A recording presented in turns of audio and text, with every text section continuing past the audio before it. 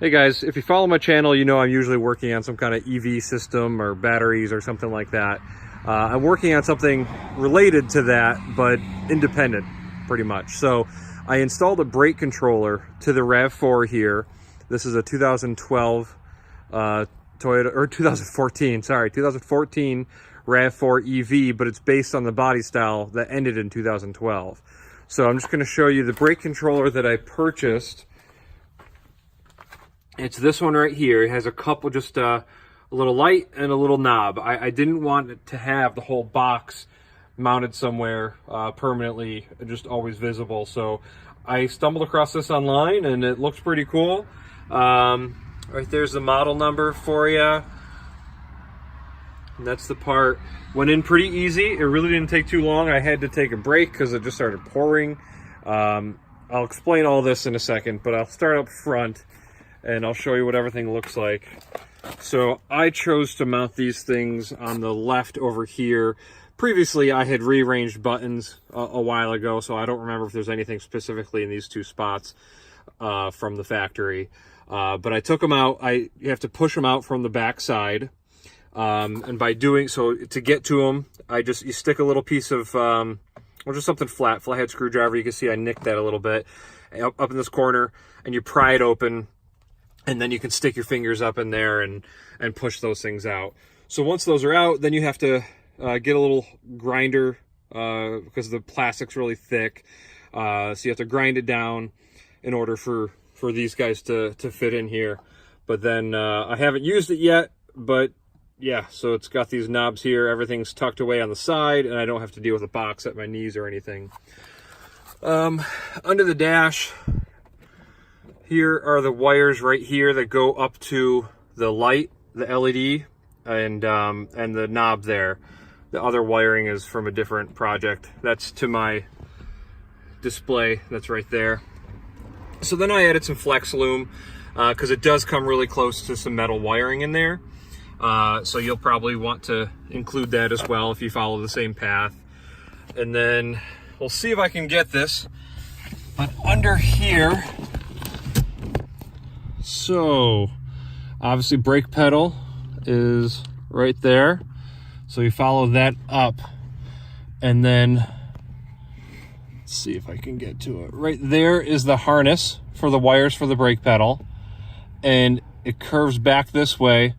So I tapped the wire up here. It's really tough to maneuver down here, but it's doable. So I took the flex loom off. This is all OEM. And I tapped the wire. There's like 6 wires for the brake pedal. It's different than the gas version. The gas version only had, I think, 2 or 3. But it was a blue wire. There were 2 blue wires, and the first one I tested was it. So I don't know if the second wire would also test the same way or what. But so that's where you tap into the brake.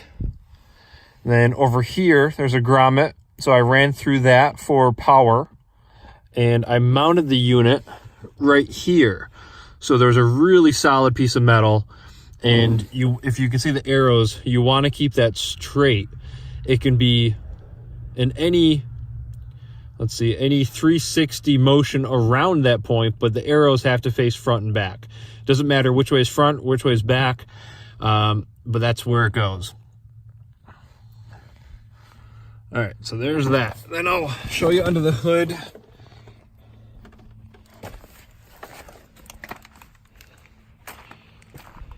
So under the hood, this is the wire that comes up, and I just looped it down.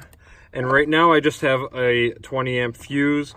They recommend using a circuit breaker, an auto resetting circuit breaker. It didn't come with one, but we'll see. I mean, we'll see how bad this is. And if it does pop, then yeah, I can definitely get one. But I left some extra slack, some room in that line, so I could add it later if I need to. And then at ground for the unit, I grounded it at the box, at the mounting screw that was under there that I showed you. And then it's tucked up in there, but the 4th wire is the blue signal wire that goes to the trailer brakes. So I ran that up under here using, this is all 12 gauge wire and you want to get, well, it's preferable to get real copper and not the CCA stuff where it's just tinned aluminum. You definitely, anytime you're getting wire, you really would, it's good to get the real copper wire. A lot of the car audio stuff, car audio wires, it's just cheap wire from China, and it's just aluminum with a coating of copper over top of it, so it's really not preferred. It can't handle quite as many amps, basically. So then I ran it through here, ran it on the inside all the way to the back, and it comes out right here. And then I'm going to ignore all this. I'll tell you about that at the end for the EV people will care. And then right in here is the control box, which was also separate from the whole system. So I had regular trailer, a 4-wire trailer hookup. I can't remember where I got that from or even what brand it is. Probably Reese or something. So with that, it comes out over here, and this was my normal 4-wire that went to all my trailers. I have a couple different trailers, and that's what I've always used previously. But now that I'm doing the trailer brakes, I have a 7-pin connector that I'll show you. So you'll have to do some research and figure that one out. But this, I'm pretty sure, was just a plug and play kit that was for the RAV4. And you just plug that into your tail lights. You unplug the tail light, plug this one in, you put that in line, and yeah, it was done. It was super easy. This is actually the wire that goes over to this light on this side here. So you're going to have to get one of those. But I'm going to go back to talking about the trailer controller, or the brake controller. So I had cut that line, I put some butt connectors in here and joined it, and then ran some new wires. So I have new wires that I'm bringing all the way out here, and right now they're just dangling here. And so I'm going to touch on this a little bit. I have a rear fuse block that I just use for stuff.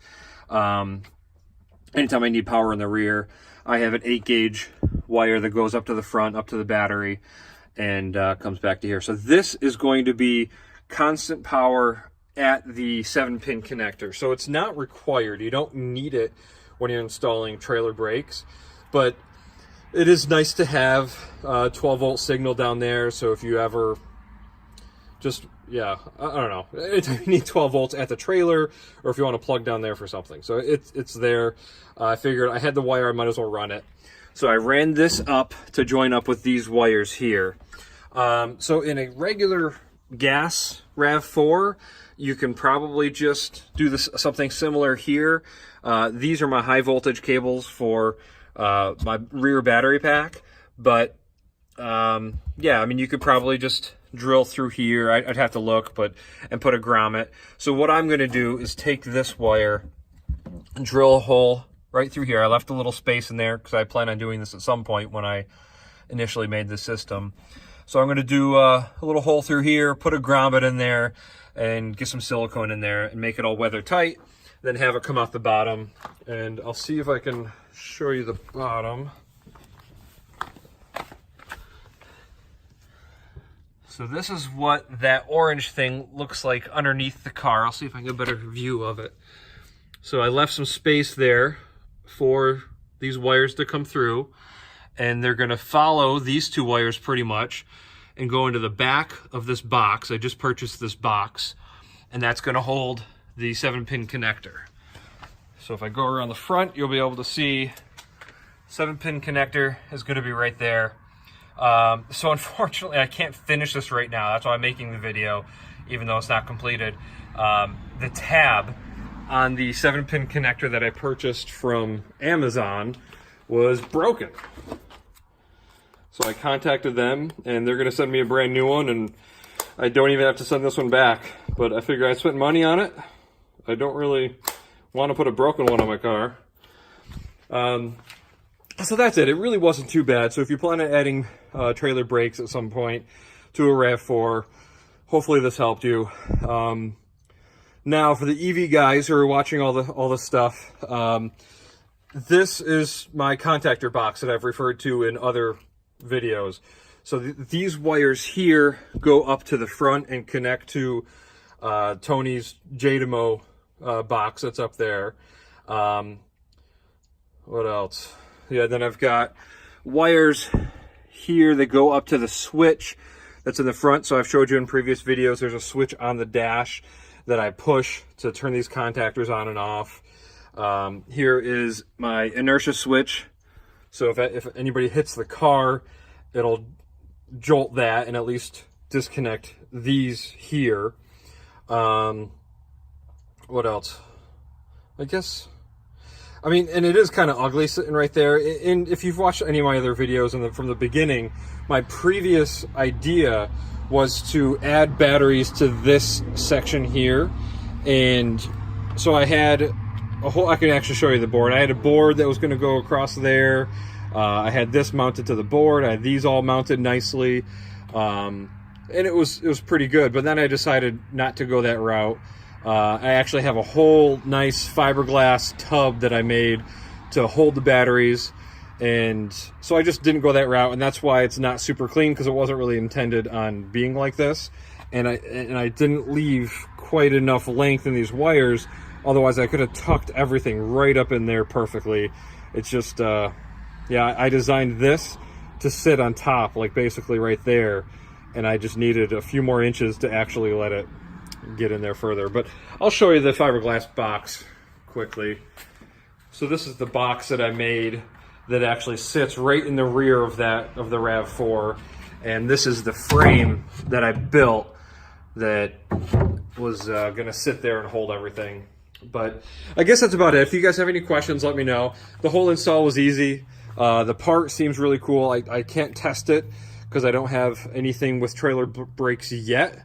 But if you've heard me comment before, one of my future ideas is to build another T-Rex and build a teardrop trailer over top of it with a larger battery. So I'm just preparing for that because it's going to be winter here soon, unfortunately, and I can tinker in the garage.